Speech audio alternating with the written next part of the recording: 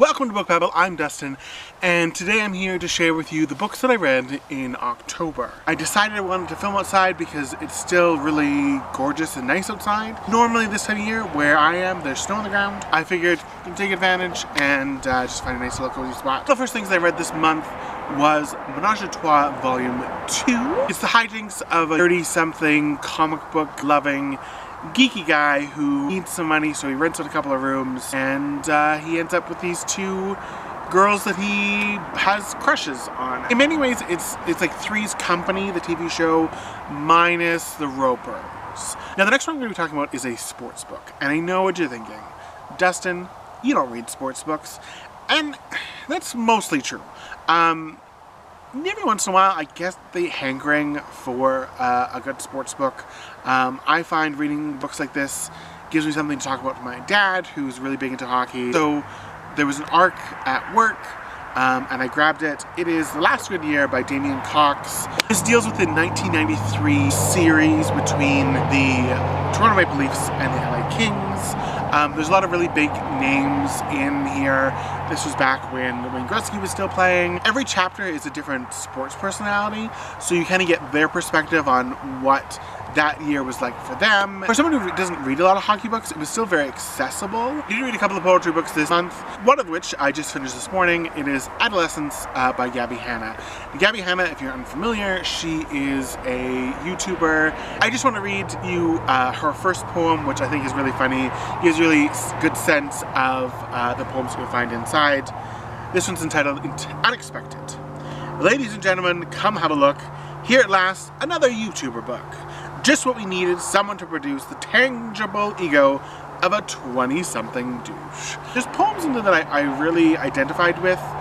She talks about anxiety and loneliness, heartbreak. If you like poetry, this is going to be up your alley. The next one that I read was Good Morning, Good Night by Manuel-Miranda with illustrations by Jonny. This is a collection of his Good Morning, Good Night tweets. If you're a fan of Manuel-Miranda, you're going to want to buy this book. These tweets are very poetic, very, very beautiful. The art in it is very gorgeous. I know I've talked about this a little bit before. There was some in here that just really spoke to me. The next one I picked up was Odd Girl Out by Ann Bannon. This is a lesbian pulp novel. This book came out in the 50s, and Ann Bannon sort of started this genre. I really enjoyed it because it talks about what it is to be someone who is a lesbian in a time period where it's very, very, very taboo. There was some really heartfelt moments in here.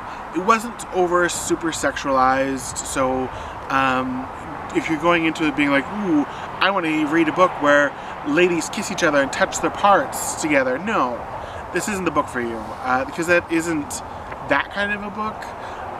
It's a love story. It's a love story. It talks about first loves. It talks about, you know, the loss of love, the difficulties surrounding being in love, especially when it's a non-traditional sort. This one came highly, highly recommended to me, and I'm very glad that I picked it up and read it. And the last book that I finished was The Haunting of Hill House by Shirley Jackson. I picked this book up partially because a friend of mine is super, super into Shirley Jackson, and she's been hounding me to get to this book. I wanted to read something kind of spooky-ish. She writes so hauntingly beautiful and is such an atmospheric writer. If you've never read anything by Shirley Jackson, this is a good place to start. If you want just a little quick snippet of what she's doing, go for The Lottery. I know I've mentioned that before, but The Lottery is, again, fantastic and amazing. She's probably someone that I'm going to try and find more of. I did pretty good for a month where I thought I really hadn't read anything. I'm going to turn this into a bit of a TBR as well. I'm going to show you the things that I want to read in November. Actually, there's a group of us on BookTube who are going to be reading The Curious Incident of the Dog of the Night. I'm super, super stoked for this one because I know a lot of people who've came through the bookstore said this is an amazing book. It's given me a good excuse to read it. Also going to be finishing Fanny Hill by Cleland. This one I've been reading for about probably 2 months now. It's just something I've been kind of picking up here and there as I go along. Next I'm going to be reading John Malerman's Bird Box. This one's always been on my list because it has been described as very Hitchcockian, and I think that that is something that I'm going to be really super into. This really cool collection of Roald Dahl short stories. This one's just Lust. So it talks about love and craving and desire. I didn't know this existed until I saw it actually in a grocery store. Next, I found Triple Knife and Other Doctor Who Stories by Jenny T. Coolan. This I'm really super excited for. There's 5 short stories in here. They're all centered around females in the Doctor Who universe, and I'm really excited.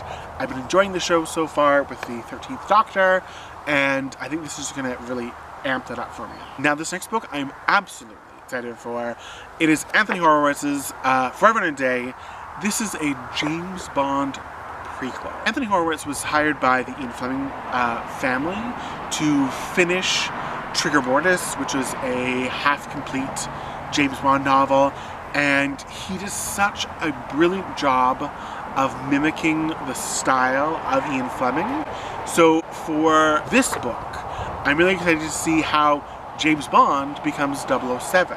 This one comes out in the beginning of November, November 6th, and I'm just so thankful that they sent me an early copy. So that's it for me.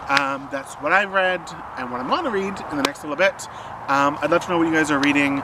From me to you, I hope your day is just tickety-boo. I'll see you soon.